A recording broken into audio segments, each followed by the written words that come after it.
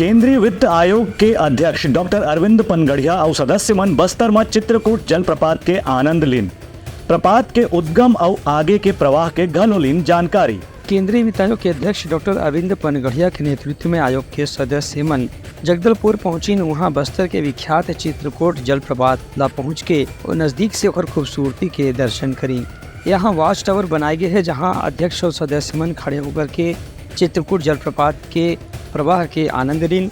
ये मौका में वित्त आयोग के सदस्य Ajay Narayan Jha, Annie George Mathew, doctor Manoj Panda, doctor Soumyakant Ghosh भलो मौजूद रही। टीम के सदस्य में नदी के उद्गम और संगम स्थल के बारे में भी जानकारी दी। उनका कहना है कि छत्तीसगढ़ में बस्तर की जलप्रपात देश के कुछ सबसे बड़े और सुंदर जलप्रपात में से एक है। यहाँ के प्रवाह काफी बड़े और विशाल है। ये मौका में कलेक्टर विजय दयाराम और पुलिस अधीक्षक शलभ सिन्हा मन बस्तर के विशेषता के बारे में अतिथि मन ला जानकारी दी।